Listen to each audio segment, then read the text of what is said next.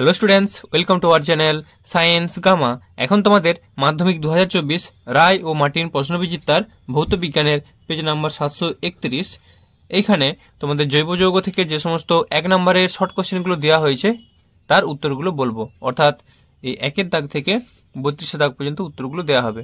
এর আগের ভিডিওতে তোমাদের এমসিকিউগুলো দেওয়া হয়েছে, তো তোমার চ্যানেলটিতে নতুন হয়ে থাকলে এই ধরনের ভিডিওগুলি পাওয়ার জন্য চ্যানেলটিকে সাবস্ক্রাইব করে রাখতে পারো। তো দেখো 1-এর দাগেরটা কি বলছে, বায়োডিগ্রেডেবল একটি বায়োডিগ্রেডেবল প্রাকৃতিক পলিমারের উদাহরণ দাও। তো প্রাকৃতিক এরকম বায়োডিগ্রেডেবল পলিমার নিউক্লিক অ্যাসিড লিখতে পারো, প্রোটিন, আমি একটা ধরে লিখছি প্রোটিন, স্টার্চ লিখতে পারো ইত্যাদি, প্রোটিন। তো এরপর 2-এর দাগেরটা CH3 CH2 CH2OH এর একটি অবস্থান ঘটিত সমবায়বের গঠন সংকেত লেখো। তাহলে কি দেখতে পাচ্ছ, এখানে দেখো কার্বন আছে 3টা, হাইড্রোজেন আছে কটা 3টা, আর এখানে 2 5 6 7 একে 8টা, অর্থাৎ C3 আর H8O। তাহলে এটা কি লিখবো আমরা, অর্থাৎ অ্যালকোহলটা দেখো 1 নম্বরে আছে ওইচটা, এটাকে মাঝখানে পাঠিয়ে দেবো, কারণ তাহলে অবস্থান গঠিত হয়ে যাবে, অবস্থানটা চেঞ্জ করে দেবো। তাহলে কি হবে না, এটা CH3 CH, এই CH এর নিচে OH, আর মেন চেনে CH3। এবার এটা কেউ এভাবে না লিখে তুমি এভাবেও করতে পারো, CH3 CH ফার্স্ট ব্র্যাকেট দিয়ে OH ফার্স্ট ব্র্যাকেট ক্লোজড দিয়ে CH3, সেটা লিখলেও হবে। মানে CHটা এখানে শুধু ফার্স্ট ব্র্যাকেটের মধ্যে OH দিতে পারলেও হবে, আর এরকম বন্ড দিয়ে দেখালেও হবে। আশা করি বুঝতে পেরেছো। তো চলো এরপর 3-এর দাগেরটা একটি জীবজ অণুর উদাহরণ দাও। তো একটি জীবজ অণু লিখতে পারো গ্লুকোজ, গয়লে হচ্ছে কার্বোকার্বুকেজ। এরপর 4-এর দাগেরটা 3টি কার্বন পরমাণুযুক্ত অ্যালকাইনের আণবিক সংকেত লেখো।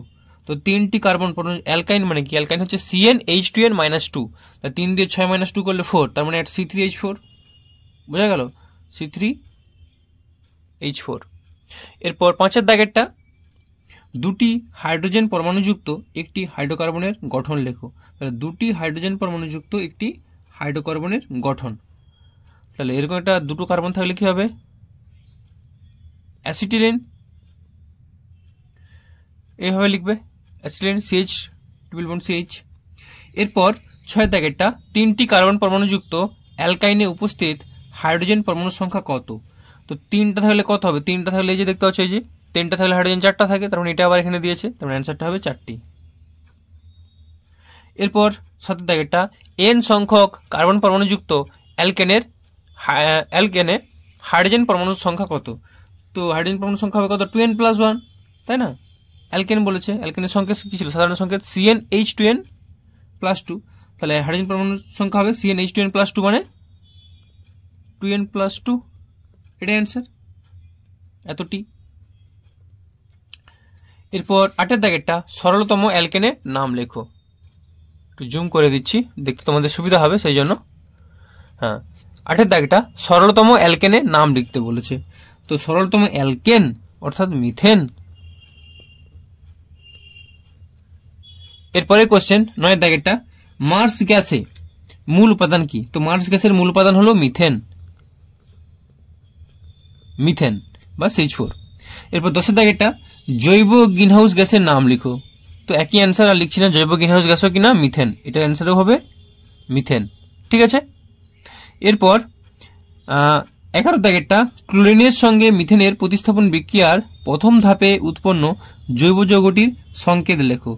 তো মিথেন ক্লোরাইড সংকেতটা হচ্ছে CH, সংকেত লিখতে বলেছে CH3Cl, তাহলে এটা হচ্ছে অ্যান্সার CH3Cl অর্থাৎ মিথেন ক্লোরাইড। এরপর 12-এর দাগেরটা কাঁচা ফল পাকাতে কোন জৈব গ্যাস ব্যবহার করা হয়। তো অ্যান্সারটা হবে ইথিলিন, ইথিলিন ব্যবহার করা হয়। হ্যাঁ, তো চলো এরপরে 13-এর দাগ সরলতম অ্যালকাইন কি ও এর IUPAC নাম কি। তো সরলতম অ্যালকাইন হলো ইথাইন, ঠিক আছে, IUPAC নামও হচ্ছে ইথাইন, ইথাইন মানে যেটাকে অ্যাসিটিলিন বলা হয় সেটাই হচ্ছে ইথাইন। তাহলে সরলতম অ্যালকাইনের নামও ইথাইন আর IUPAC নামও ইথাইন, বা এটা লিখতে পারো সরলতম অ্যালকাইনের নাম অ্যাসিটিলিন, IUPAC নাম ইথাইন, বা দুটো ইথাইন করতে পারো।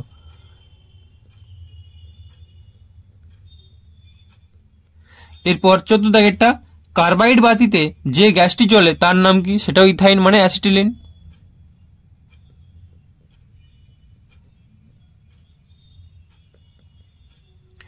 এরপর 15 দাগেরটা অ্যাসিটিলিনের একটি ব্যবহার উল্লেখ করো। দেখো কেমন কোশ্চেন, এই আগের কোশ্চেনটা দেখো কার্বাইড বাতিতে যে গ্যাসটি জ্বলে, তাহলে অ্যাসিটিলিনের একটি ব্যবহার, কার্বাইড বাতিতে অ্যাসিটিলিন ব্যবহার করা হয়, কার্বাইড বাতি জ্বালাতে অ্যাসিটিলিন ব্যবহার করা হয়, তার মানে উপরের কোশ্চেনটা এর উত্তর। তাছাড়াও অক্সি অ্যাসিটিলিন শিকা ঝালাইয়ের কাজে ব্যবহার করা হয়। তো চলো এরপর 16 দাগেরটা CH3CH2H এর একটি সমবায়বের গঠন সংকেত লেখো। তাহলে CH3CH2H এখানে যদি আমরা ওটাকে মাঝখানে করে দিই তাহলে হয়ে যাবে CH3CH3, তাহলে CH3 ও CH3 এর নাম কি? এর নাম হচ্ছে ডাই মিথাইল ইথার। এখানে শুধুমাত্র গঠন সংকেত লিখতে বলেছে, নামটা হচ্ছে ডাই মিথাইল, দুটো মিথাইল আছে, মাঝখানে ও আছে, ডবল বন্ড মানে ইথার, ডাই মিথাইল ইথার। এরপর 17 দাগ, 17 দাগ কি বলছে দেখো, সমসংখ্যক কার্বন পরমাণুযুক্ত অ্যালকিন ও অ্যালকাইনের মধ্যে হাইড্রোজেন পরমাণু সংখ্যার পার্থক্য কত? তাহলে কি দেখো, অ্যালকিন আর অ্যালকেনের মধ্যে, অ্যালকিন আর অ্যালকাইন, অ্যালকিনের সাধারণ সংকেত কি ছিল? CnH2n, আর অ্যালকাইনের হচ্ছে CnH2n-2, অর্থাৎ এই যে 2 এর ডিফারেন্স, তার মানে অ্যান্সারটা হবে কিনা 2টি। এরপর 18 দাগেরটা অ্যাসিটিক অ্যাসিডের মধ্যে NaOH যোগ করলে, NaOH মানে সোডিয়াম বাইকার্বনেট যোগ করলে, NaCO3 যোগ করলে কোন গ্যাস নির্গত হয়? অবশ্যই এটা হবে carbon die oxide, CO2। LPG সিলিন্ডারে দুর্গন্ধযুক্ত পদার্থটির নাম কি? এটা হবে অ্যান্সারটা ইথাইল মার্কাপটানও লিখতে পারো বা মিথাইল মার্কাপটানও লিখতে পারো। তাহলে অ্যান্সারটা লিখবে ইথাইল মারক্যাপটান, কজফলাকা প টয়াকা দন্তেন্য, ইথাইল মারক্যাপটান। ঠিক আছে, ইথাইল মারক্যাপটান। এবার এর সংকেত যদি বলো, মিথাইল হলে CH3SH হতো, মারক্যাপটানের জন্য SH, আর ইথাইল মানে C2H5SH, C2H5SH। ঠিক আছে সংকেতটা। এরপর বলছে PVC এর মনোমার কি? তো PVC এর মনোমার হচ্ছে VC, অর্থাৎ ভিনাইল ক্লোরাইড, ভিনাইল ক্লোরাইড। এরপর 21 দাগেটা পলিইথিলিনের মনোমারের নাম কি? তো পলিইথিলিনের পলিটা বাদ দেবো, তাহলে হবে ইথিলিন, মনোমারের নাম হলো পলিইথিলিনের ইথিলিন। এখানে দেখো পিভিসি পলিভিনাইল ক্লোরাইড ছিল, পলিটা বাদ দিতে হয়ে গেল ভিনাইল ক্লোরাইড, সেম জিনিস এখানেও পলিইথিলিন, পলিটা বাদ দিলে হবে ইথিলিন। এরপর 22 দাগেরটা পলিভিনাইল ক্লোরাইড এর একটি ব্যবহার উল্লেখ করে, অর্থাৎ পিভিসির একটি ব্যবহার। তাহলে বৈদ্যুতিক তারের অন্তরক হিসেবে ব্যবহার করা হয়, বৈদ্যুতিক তারে অন্তরক হিসেবে বা বলতে পারো বৈদ্যুতিক তারের আচ্ছাদন হিসেবে, বা পিভিসি পাইপ তৈরিতে ব্যবহার করা হয়। ঠিক আছে, পাইপ তৈরিতে বা বৈদ্যুতিক তারের অন্তরক হিসেবে। এখানটার থেকে এই জায়গাটা লিখি, বৈদ্যুতিক তারের আচ্ছাদন বা অন্তরক, তারের আচ্ছাদন হিসেবে। তো চলো এরপর 23 দাগেটা ভিনাইল ক্লোরাইডের পলিমারের নাম কি? তো ভিনাইল ক্লোরাইডের পলিমার হবে পলিভিনাইল ক্লোরাইড, শুধু ভিনাইল ক্লোরাইডের একটা পলি যোগ করে দেবো, পলিভিনাইল ক্লোরাইড, আর লিখছি না, শর্ট ফর্মটা লিখে দিচ্ছি পিভিসি। ঠিক আছে, পলিভিনাইল ক্লোরাইড অ্যান্সারটা হবে, মানে এখানে একটা পলি যোগ হয়ে যাবে। এরপর 24 দাগেরটা কি বলছে দেখো, একটি করে পলিমার ও মনোমারের উদাহরণ দাও। এ তো বেশ কোশ্চেন, মানে আগের কোশ্চেনটা উত্তরগুলো অলরেডি হয়ে গেছে। পলিমার বললে কি বলে পলিভিনাইল ক্লোরাইড, মনোমার বললে ভিনাইল ক্লোরাইড। তাহলে পলিমার হচ্ছে পলিমার, আর এখানটা লিখছি মনোমার। পলিমার তাহলে লিখবো পলিভিনাইল ক্লোরাইড, পলিভিনাইল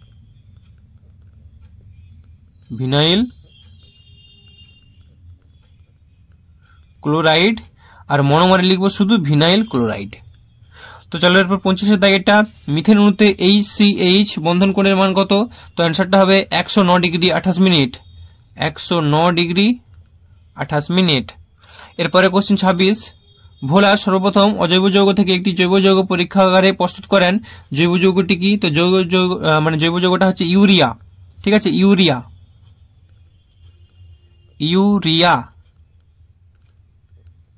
এর যদি সংকেত লিখো CONH2 এর হোল 2, শুধু নামটা লিখতে বলেছে, তাহলে ইউরিয়া। এরপর 27 দাগেরটা কি বলছে দেখো, প্রোপানন এর গঠন সংকেত লেখো। তো প্রোপানন, তাহলে গঠন সংকেতটা এভাবে লিখবে CH3, অর্থাৎ এখানে একটা H দিয়ে দেবো, এদিকে একটা H, এদিকে একটা H, CH3 CO double bond O, আবার CH3 C, এদিকে একটা তাহলে H, এদিকে একটা H, এদিকে একটা H। তাহলে CH3CO CH3 এটাই হচ্ছে কিনা প্রোপানন। আশা করি বুঝতে পেরেছো। তো চলো এরপরে কোশ্চেন কি আছে, 28 দাগ, ননস্টিক বাসনপত্র তৈরিতে কোন পলিমারটি ব্যবহার করা হয়? তো ননস্টিক বাসনপত্র তৈরিতে ব্যবহার করা হয় টেফলন। তাহলে অ্যান্সারটা লিখছি এই জায়গায় করে, একটু তীর চিহ্ন দিয়ে দিচ্ছি, টেফলন। এরপরে 29 দাগেরটা, এলপিজি ও সিএনজি এর সম্পূর্ণ নাম লেখো। তো এলপিজি এর নিচটায় লিখে দিচ্ছি। তাহলে এলপিজি বানানগুলো ঠিক করে লিখবে, LPG LIQUE FIED liquefied petroleum PETROLEUM petroleum gas. আর CNG compressed COMPRESSED compressed natural NATURAL GAS। বা তুমি বাংলাতেও বানান করে লিখতে পারো, ঠিক আছে, আর ইংরেজিও লিখতে পারো। তাহলে LIQUE FIED liquefied petroleum gas, এটা হচ্ছে কম্প্রেসড ন্যাচারাল গ্যাস। তো চলো এরপরে কোশ্চেন কি আছে, 30 দাগ, প্রাকৃতিক গ্যাসের প্রধান উপাদান কি? তো প্রাকৃতিক গ্যাসের প্রধান উপাদান বললে শুধুমাত্র মিথেন বললেই চলবে, কিছু পরিমাণে ইথেনও থাকে। তো প্রধান উপাদান বললে মিথেন বলবো, মিথেন। এরপর 31 দাগ, CH3CH ডবল বন্ড CH2 এর IUPAC নাম লেখো। তো কটা এখানে তাহলে কার্বন আছে, কার্বন 3টার জন্য হয়ে গেল প্রোপ। এবার ডবল বন্ড তাহলে কি হয়, ইন। ডবল বন্ডটা কত নম্বর আছে, 1 নম্বরে, তার মানে প্রোপ 1 ইন বা প্রোপিন। তাহলে এটা বলবো প্রোপিন। এরপর 32 দাগেরটা, মিথেনের কার্বনের 4টি যোজ্যতা কিভাবে বিন্যস্ত থাকে? মিথেনে কার্বনের 4টি যোজ্যতা কিভাবে বিন্যস্ত থাকে? তাহলে অ্যান্সারটা লিখবো, মিথেনে কার্বনের 4টি যোজ্যতা ত্রিমাত্রিক সমচতুস্তলকের 4টি কৌণিক বিন্দুতে বিন্যস্ত থাকে। তাহলে এখান থেকে লিখবো মিথেনের কার্বনের 4টি যোজ্যতা। এরপর এটা লেখার পর 4টি যোজ্যতা ত্রিমাত্রিক সমচতুস্তলকের